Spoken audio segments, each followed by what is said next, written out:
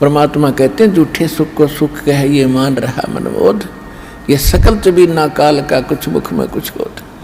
तो परमात्मा ने ये आग पहले नहीं लगने दी शिक्षा की। और कितना प्यार, कितनी अधीनी, कितनी विनम्रता। और जितने हम विनम्र होंगे, अधीन होंगे, अहंकार रहित होंगे, उतना भगवान हमारे निकट आओगा। आदीनी के पास है ये पूर्ण ब्रह्म दयाल, मान बड़ाई मारियो भाई बेअदबी सिरकाल।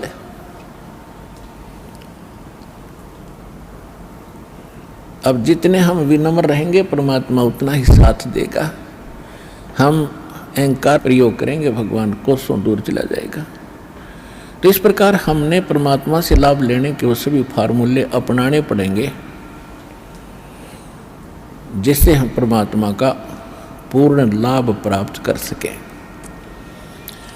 अब जो प्रसंग चला था कि इस 21 ब्रह्मांड में परमात्मा कहते हैं हमने कोई सुखी प्राणी नहीं देखा।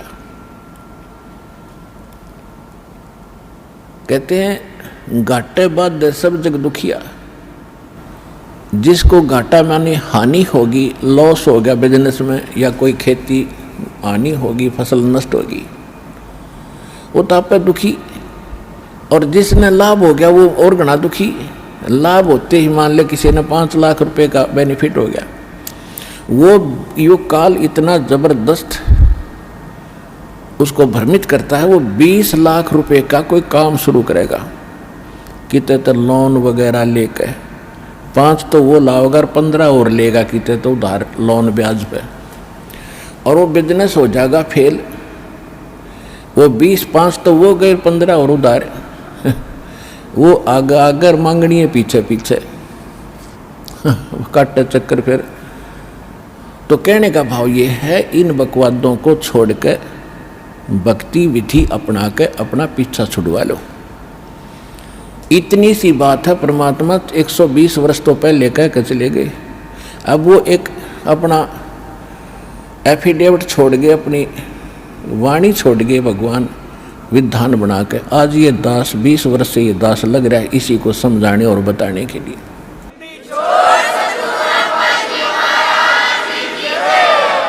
और जब तक हम इस विधि को नहीं अपनाएंगे ना तो यहाँ सुखी हो सकते, और भविष्य तो भूल जाओ, सुख स्वप्न में भी नहीं होगा।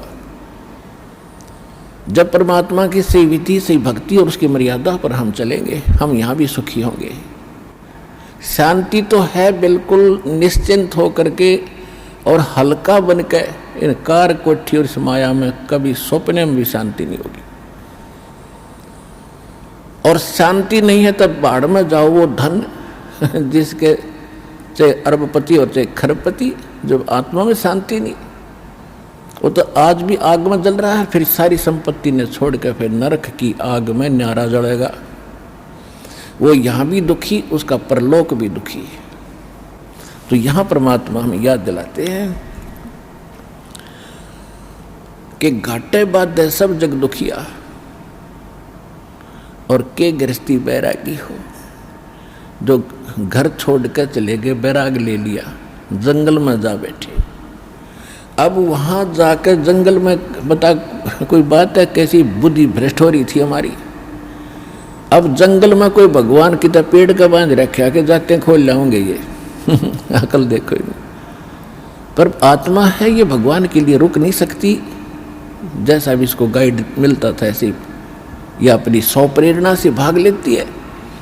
अब घर त्याग दिया, जंगल में पहुंच गया, ठीक है, रोटी खा के गया होगा सुबह सुबह, तो शाम तक कोई दिक्कत ना लेकिन शाम में भूख फेर लगेगी, रात काट लेगा जैसे तैसे, सुबह नहीं होगी उस पर।